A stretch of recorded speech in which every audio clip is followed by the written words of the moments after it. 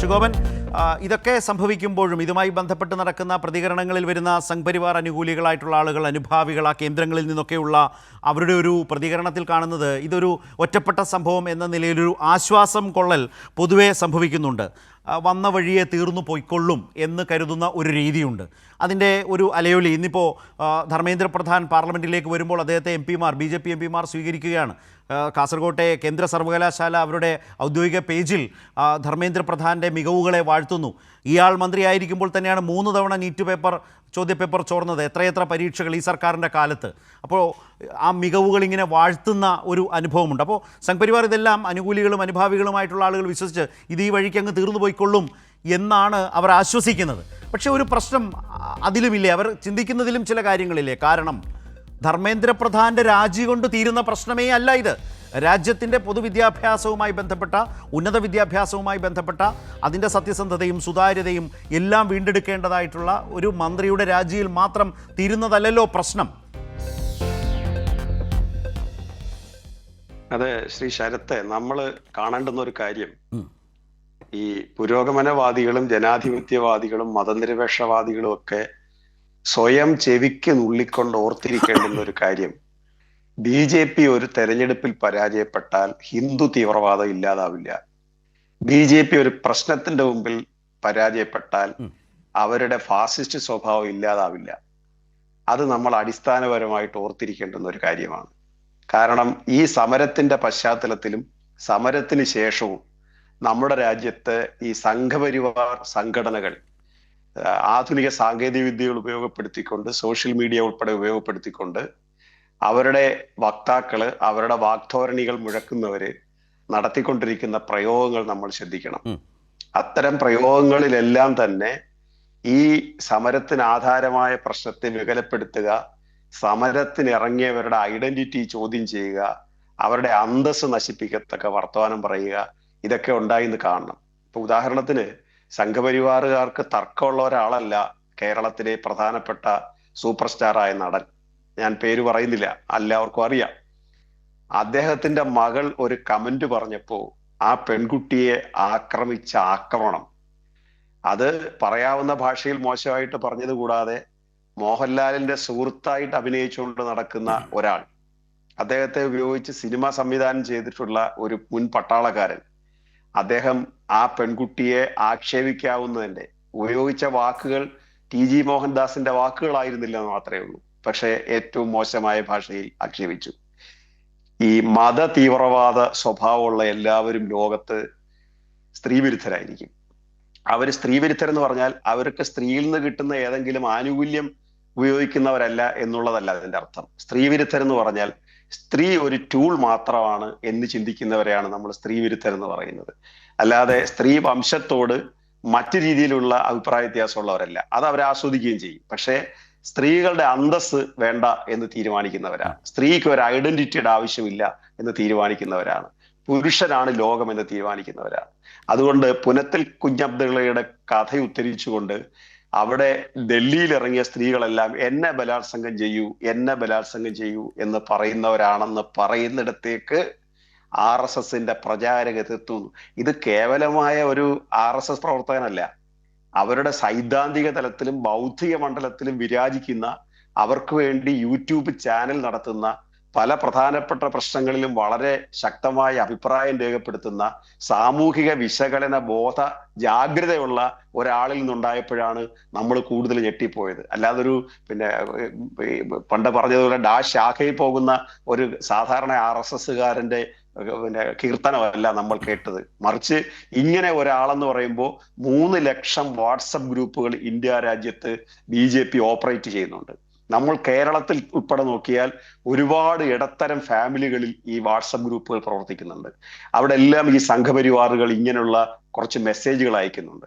അപ്പോൾ ഇത് പുറത്തുള്ളവരെ കുറിച്ച് CJP ആയാലും ഇടതുപക്ഷമായാലും ജനാധിപത്യ കക്ഷികളായാലും അതിരിക്കട്ടെ, അത് പറഞ്ഞത് മാത്രമല്ല, BJPക്ക് വേണ്ടി പ്രവർത്തിക്കുന്ന വനിതകളില്ലേ, അവര് പൊതുരംഗത്തിറങ്ങി മുദ്രാവാക്യം വിളിക്കുമ്പോഴും ഇയാളുടെ മനസ്സിരിക്കുന്ന ഇത് തന്നെയല്ലേ? അവരും ഇങ്ങനെ എന്നെ ബലാത്സംഗം ചെയ്യൂ, എന്നെ ബലാത്സംഗം ചെയ്യൂ, I am ready to wait എന്ന രൂപത്തിൽ ഇരിക്കുകയാണ് എന്നല്ലേ ഈ പറഞ്ഞതിന്റെ അർത്ഥം. ഇപ്പൊ സ്ത്രീ സമൂഹം പൊതുരംഗത്ത് ഇറങ്ങിക്കഴിഞ്ഞാൽ അത് മറ്റ് ചില ഉദ്ദേശത്തോടു കൂടിയാണ് ഇറങ്ങുന്നത്. ഇളം പ്രായക്കാരായ പെൺകുട്ടികൾ, അവരുടെ രക്ഷകർത്താക്കൾ ഉയർന്ന ഉദ്യോഗസ്ഥരുണ്ട്, വളരെ സാധാരണ മനുഷ്യരുണ്ട്, നോർത്ത് ഇന്ത്യയിലെ കൃഷിക്കാരായിട്ടുള്ള ആളുകളുണ്ട്, പട്ടിണി പാവങ്ങളുണ്ട്. അവരുടെയൊക്കെ കുഞ്ഞുങ്ങൾ ഡൽഹിയിൽ പഠിക്കുന്നവരും മറ്റ് ഡൽഹിക്ക് പ്രാന്തപ്രദേശങ്ങളിൽ പഠിക്കാൻ ചെല്ലുന്നവരുമായ ധാരാളം പെൺകുട്ടികൾ ഈ ഒരു ആവശ്യം, 23 ജീവൻ ഒടുക്കപ്പെട്ട ഒരു സംഭവത്തിൽ മനംനൊന്ത്, അതായത് ഡൽഹിയിലേക്ക് ഈ നീറ്റ് പരീക്ഷ എഴുതാൻ വിടുക എന്നൊക്കെ പറഞ്ഞാൽ നമുക്ക് മനസ്സിലാവണം, കേരളത്തിലുള്ള ഇടത്തരക്കാരെന്ന് പറഞ്ഞാൽ ചിലപ്പോൾ 2 സർക്കാർ ജീവനക്കാരുടെ മക്കളായിരിക്കും, ചിലപ്പോൾ സാമാന്യ ഒരു കച്ചവടക്കാരന്റെയോ കച്ചവടക്കാരിയുടെയോ മകളായിരിക്കും, അല്ലെങ്കിൽ ഒരു അല്പ സാമ്പത്തിക ശേഷിയുള്ള മറ്റൊരു വീട്ടിലായിരിക്കും മിക്കവാറും ഉള്ള നീറ്റ് പരീക്ഷ എഴുതുന്നവർ. വളരെ കൂലിത്തൊഴിലാളികളുടെ മക്കളും വളരെ കുറച്ച് പേര് നീറ്റ് പരീക്ഷ എഴുതുന്നുണ്ടാവും.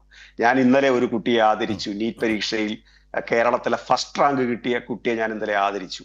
അതിന്റെ രക്ഷകർത്താക്കൾക്ക് അത്യാവശ്യം സർക്കാർ ജോലിയുണ്ട്, അത് ഒരാൾക്കെങ്കിലും സർക്കാർ ജോലിയുണ്ട്.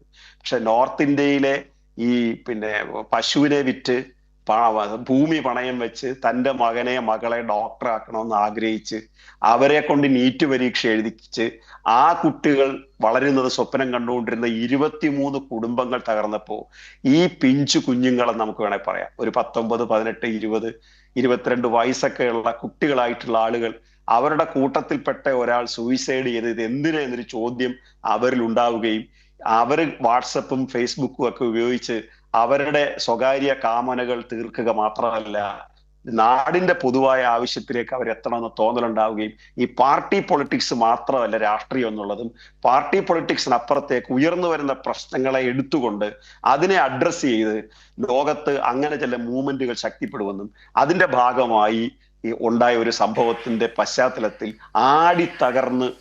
അടി തകർന്ന് ഉലഞ്ഞുപോയ ഒരു പ്രത്യയശാസ്ത്ര വക്താക്കൾ അവരുടെ പ്രതികരണങ്ങളാണ് ഈ ഉണ്ടായിക്കൊണ്ടിരിക്കുന്നത്. ശ്രീ ഗോവിന്ദ്, ആ പറഞ്ഞതിൽ രാജ്യത്തെ വിദ്യാർത്ഥികളുടെയും യുവ സമൂഹത്തിൻ്റെയും ഇടയിലുണ്ടായിട്ടുള്ള ഈ മൂവ്മെൻറ്റ് അതൊരു പൊളിറ്റിക്കൽ മൂവ്മെൻറ്റ് തന്നെയാണ്, അതൊരു കക്ഷി രാഷ്ട്രീയ മൂവ്മെൻറ്റ് എന്നതിനൊക്കെ അപ്പുറം അവരുടെ ഒരു വലിയ രാജ്യത്തെ ഇടതു പാർട്ടികളുടെ, ഇടതു വിദ്യാർത്ഥി സംഘടനകളുടെ, SFIയുടെ നേതൃത്വത്തിൽ, CPMൻ്റെ നേതൃത്വത്തിൽ വലിയ പിന്തുണ നൽകിയിട്ടുണ്ട്.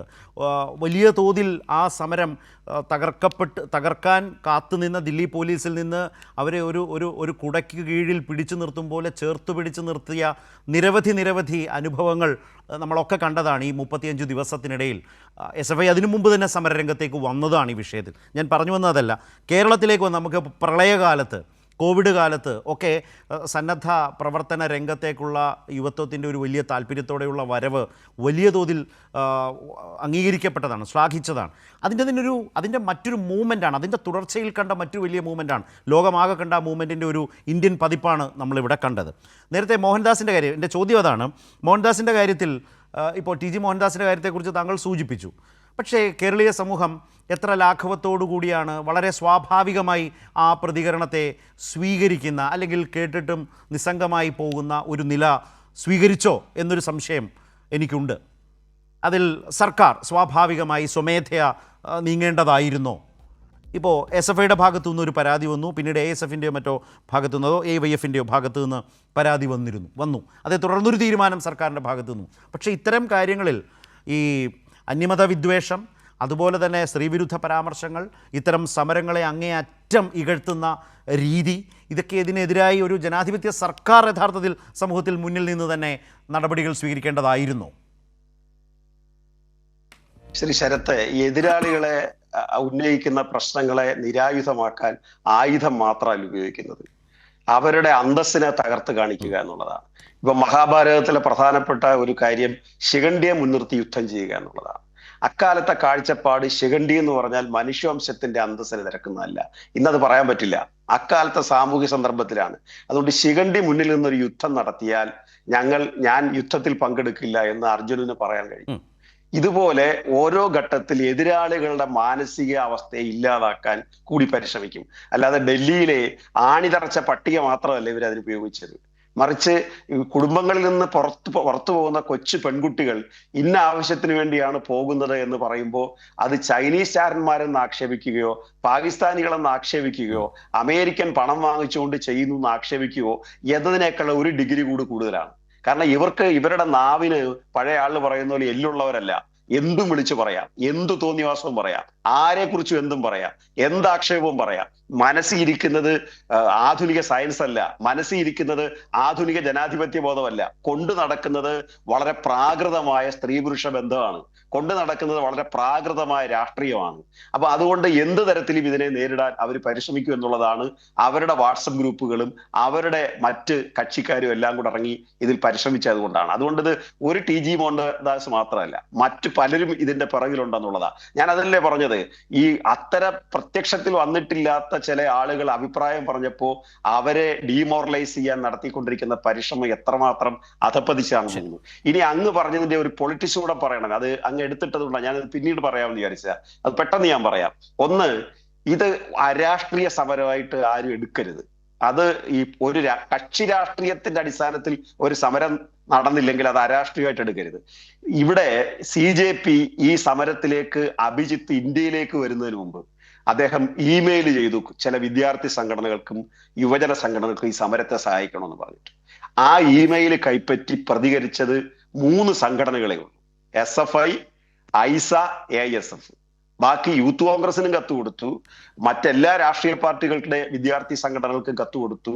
അത് BJPയുടെ ഒരു B ടീമായിട്ട് വന്നിരിക്കുകയാണെന്നുള്ള മൂർത്തമായ സാഹചര്യത്തെ വിലയിരുത്താനുള്ള ശേഷിയില്ലാത്ത ഇന്ത്യയിലെ മുന്തിയ രാഷ്ട്രീയ പാർട്ടികൾ അതിന് സമാനം പറയേണ്ടതാണ്. അതുകൊണ്ട് ഇത് കേവലമായ അരാഷ്ട്രീയ സമരമല്ല. അതിൽ നിന്നാണ് CPIMന്റെ ജനറൽ സെക്രട്ടറി MA ബേബി, വിദ്യാർത്ഥി പ്രസ്ഥാനത്തിന്റെ അഖിലേന്ത്യാ നേതാവായിട്ടിരുന്ന ആളാണ്. ബൃന്ദ കരാട്ട് ഡൽഹിയിലെ ഏറ്റവും വലിയ സമരത്തിന് നേതൃത്വം കൊടുക്കുന്ന ഏത് പ്രശ്നത്തിലും തന്റെ പിന്നിൽ 1000 ഉണ്ടോ 2000 ഉണ്ടോ എന്ന് നോക്കിയിട്ടല്ല, ബുൾഡോസറിന്റെ മുമ്പിൽ ചെന്ന് നിൽക്കാനുള്ള ധൈര്യം കാണിച്ചത്. അതിന്റെയൊക്കെ ഒരു അനുരണനമാണ് അവിടെ ഒരു പെൺകുട്ടി ഒരു വാഹനത്തിന്റെ മുമ്പിൽ കൈവച്ചുകൊണ്ട് നിൽക്കാൻ കഴിഞ്ഞത്. അത്തരം അനുരണനങ്ങളാണ് നമ്മുടെയൊക്കെ പൂർവ്വസൂരികൾ സംഭാവന ചെയ്ത ഒരു കരുത്ത് ആ കുട്ടികൾക്കുണ്ട് എന്നുള്ളതാണ്. അതുകൊണ്ട് ഇത് കേവലം അരാഷ്ട്രീയ സമരമല്ല. ഇവിടെ മലയാള മനോരമ തിരസ്കരിച്ചാലും, മാധ്യമ ലോകം ആകെ തിരസ്കരിച്ചാലും, മാതൃഭൂമി തിരസ്കരിച്ചാലും വളരെ കൃത്യമായി ഇടതുപക്ഷ രാഷ്ട്രീയ പ്രസ്ഥാനം ധാർമ്മികമായും അതുപോലെ ഭൗതികമായും ഇതിന് പിന്തുണ കൊടുത്ത് കൂടെ ഉണ്ടായിരുന്നു എന്നുള്ളത് മനസ്സിലാക്കിയ വേറെ ആരും മനസ്സിലാക്കിയിട്ടില്ലെങ്കിലും ഈ പാറ്റ CJPയുടെ ആളുകൾക്ക് മനസ്സിലാവുകയും അവര് വളരെ മര്യാദയോടുകൂടി ഇവർക്ക് നന്ദി അറിയിക്കുകയും ചെയ്തു എന്നുള്ളത് ചെറിയൊരു കാര്യമല്ല. റൈറ്റ്, ശരിയാണ്. ഞാൻ താങ്കൾ പറഞ്ഞപ്പോൾ ഓർത്തതാണ്, ഈ ഐതിഹാസിക സമര വിജയത്തിൻ്റെ പിറ്റേ ദിവസം മലയാള മനോരമയുടെ 1-ാം പേജിൻ്റെ ഒപ്പം 2-ാം പേജിലാണെന്ന് തോന്നുന്നു, സമരത്തിൻ്റെ മുന്നണി പോരാളികളായി നിന്ന വിദ്യാർത്ഥി നേതാക്കളുടെയൊക്കെ ചിത്രവും അവരുടെ പാർട്ടിയും വിദ്യാർത്ഥി സംഘടനയുടെ പേരും ഒക്കെ കൊടുത്തപ്പോൾ അതിനകത്ത് SFI ഉണ്ടായിരുന്നില്ല, ഐസ ഉണ്ടായിരുന്നു. പക്ഷേ SFIയെ വിട്ടുപോയതാകും മലയാള മനോരമ എന്ന് കരുതാനും ഇടയില്ല എന്നതുകൂടി പറയേണ്ടതുണ്ട് എന്ന് തോന്നുന്നു.